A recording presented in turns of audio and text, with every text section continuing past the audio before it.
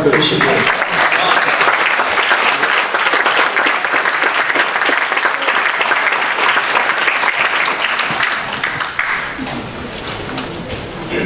you very much, Steve. Thank you all for coming. And I'll start by apologizing right off the bat for leaving my mic on in the restroom. I consider that a real rookie mistake.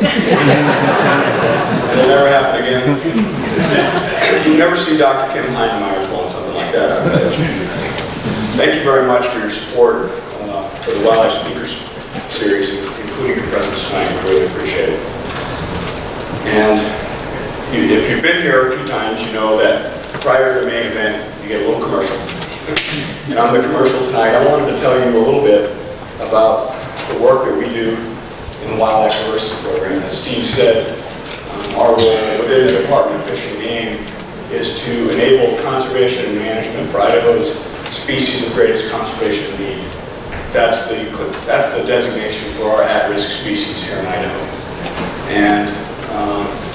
And they include species like the character you see up on the screen, which is a yellow-billed cuckoo.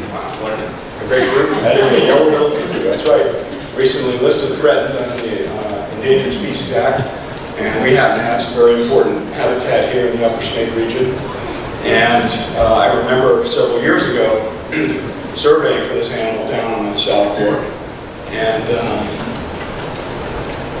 ran into birders who were also looking for the same bird for their list, and they started pumping me for questions, asking me what I was doing. And when I explained it to them, one of the things they said was, "Oh, that's really interesting. We didn't know Fish and Game did anything like that." And I explained, yes, we do a lot of things like that, and for very good reason.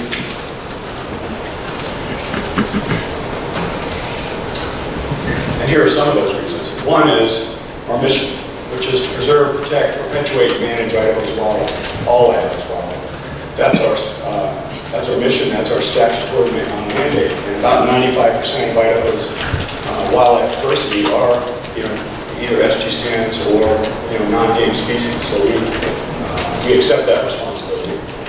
And then another reason that has to do with you and all of us is it's our natural heritage. This is what we were given. This is part of Idaho, it's part of all of us. And so you never know what animal is going to mean what to what Idahoan. And so all the parts are important. It's our heritage. And then another reason is ecosystem services, which is a way of saying that wildlife species, certain wildlife species really help keep the system functioning. And an example I like to use is bats.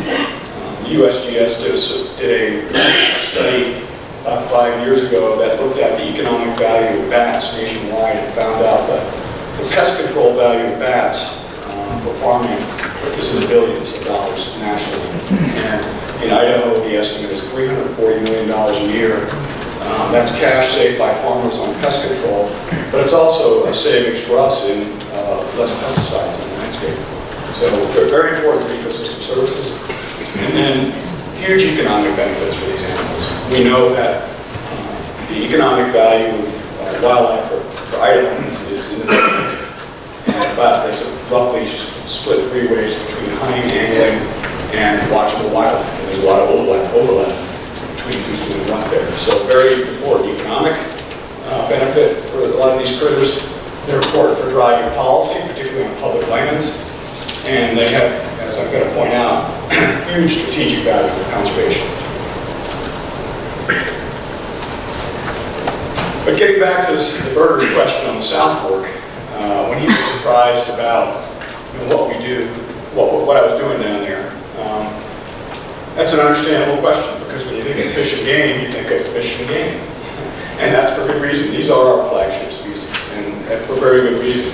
These animals are very important to Idahoans, culturally, economically, and they are also great animals for strategic conservation. A lot of conservation follows in behind these guys. And so these are our flagship species. They always will be. And part of it is our heritage as an organization. We emerged, like all state agencies, in the early 1900s when the principal wildlife conservation challenge of the day was over-harvest and over-hunting.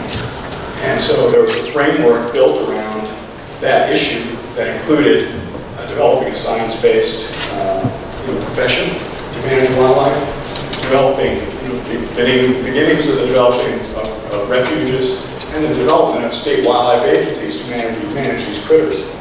So in 1900, when this was going on, when Americans first realized that the cup they were drinking out of had a bottom to it, and it was getting close to the nose, our population was about 80 million people.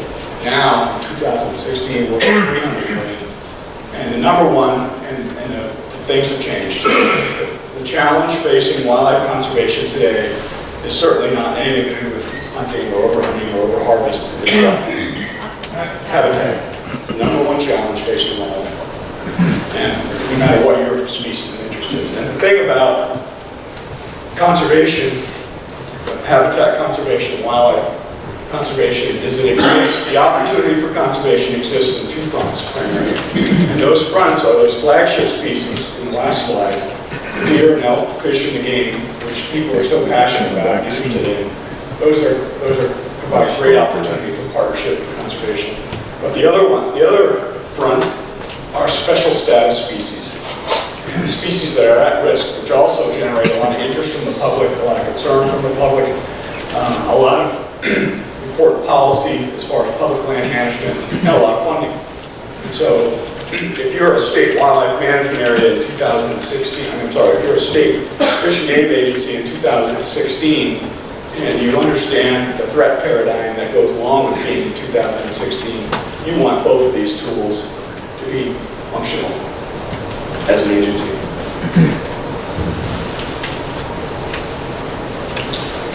I would go further and say that in our region, we're famous for private lands conservation. We've got a lot of great partnerships ongoing to protect private lands between public and private entities. And a lot of the private land conservation that's happened has been empowered and funded by these critters, by these SPCNs, more than some of our flagship species. Furthermore, these are the guys that are driving policy, habitat decisions on public lands. So again, having this capability, I would stress, is very important and very strategic for a state agency.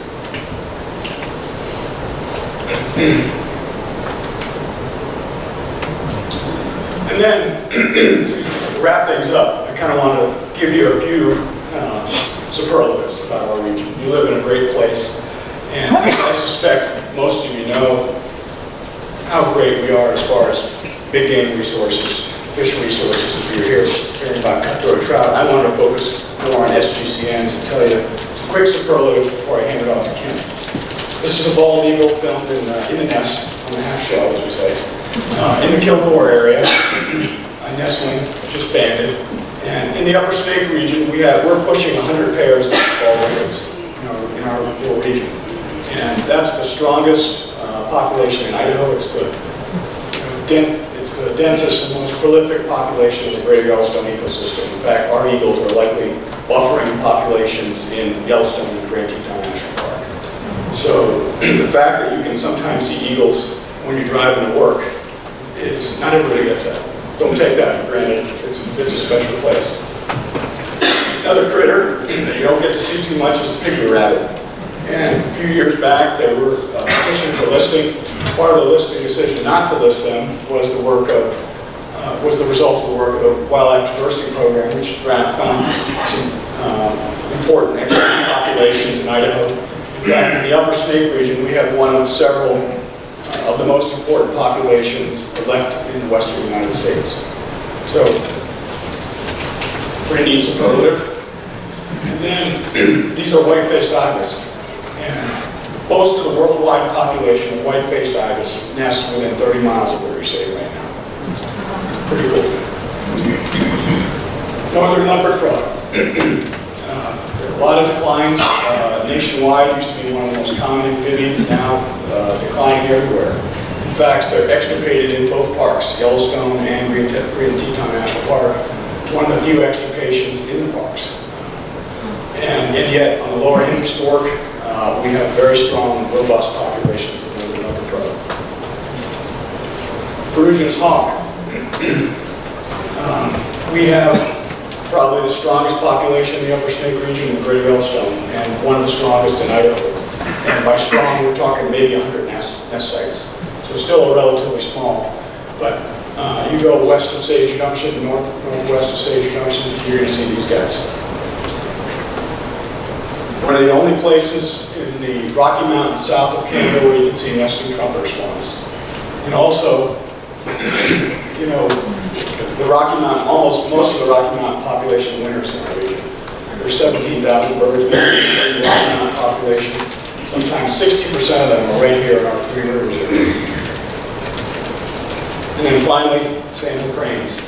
Rocky Mountain population of sandhill cranes, most of these guys are gathering in the GYE, and we've got some of the most important concentrations right here in the Upper Snake. So, I guess my point is, think very carefully before you accept that job in corporate in Dallas or Chicago.